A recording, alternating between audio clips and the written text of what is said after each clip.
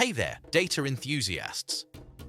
Welcome back to our channel, where we break down complex concepts in data science and visualization into bite-sized pieces. If you're here, you're probably curious about how to make sense of big data and find patterns hidden within it. Well, you're in the right place. Today, we're diving into an exciting technique known as t-SNE, or T-Distributed Stochastic Neighbor Embedding. Sounds fancy, right? Let's unpack that together. But first, let me ask you a question. Have you ever found yourself staring at a confusing scatter plot, wondering how to make sense of all those points? Or have you tried to visualize high-dimensional data and felt like you were lost in a maze? Well, that's where t-SNE comes in. So, what exactly is t-SNE, and how can it help us in the world of data visualization? Let's find out. To start, let's break down what t-SNE actually is. t-SNE is a dimensionality reduction technique primarily used for visualizing high-dimensional datasets. In simple terms, it helps us take data with many features, think hundreds or thousands of dimensions, and reduce it down to 2 or 3 dimensions, making it much easier to visualize and interpret. Imagine you have a dataset of images of animals.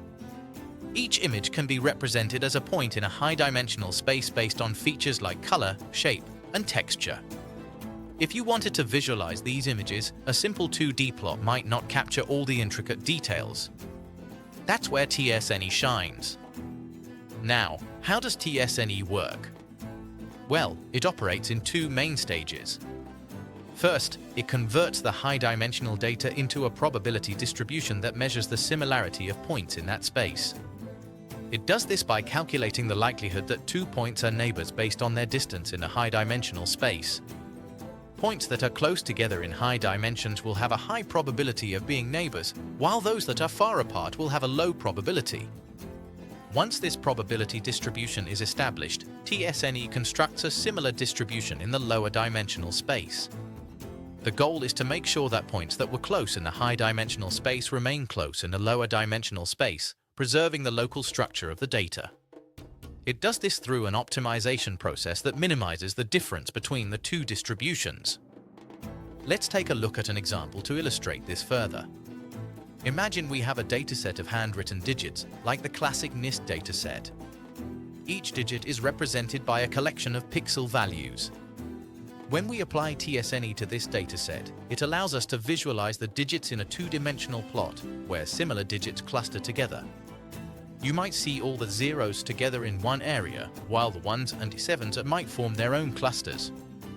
This visualization makes it much easier to see patterns and relationships among the digits. However, it's important to note that t-SNE isn't perfect.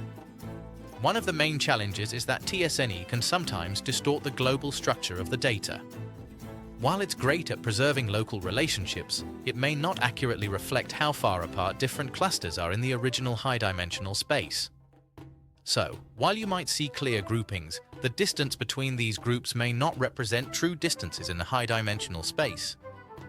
Another point to consider is that t-SNE can be computationally intensive, especially for large datasets. It can take a considerable amount of time to run, depending on the size of your data. That said, there are techniques and tools available that can help streamline the process, such as using a smaller subset of your dataset or leveraging GPU acceleration. So, when should you use t-SNE? It's particularly useful in exploratory data analysis when you want to uncover hidden patterns or relationships within your data. It's widely used in fields such as bioinformatics, image processing, and natural language processing to visualize complex data. If you're working with high-dimensional data and want to get a sense of its structure, t-SNE is definitely worth considering. In summary, t-SNE is a powerful dimensionality reduction technique that helps us visualize high-dimensional data by simplifying it into 2 or 3 dimensions while preserving local structures. It's great for finding patterns, but remember to be cautious of the limitations it presents, like potential distortions and computational demands. If you found this video helpful, give it a thumbs up and don't forget to subscribe for more data science insights. Also, let us know in the comments below how you plan to use t-SNE in your own projects or if you have any questions about it. Until next time, keep exploring and happy data visualizing.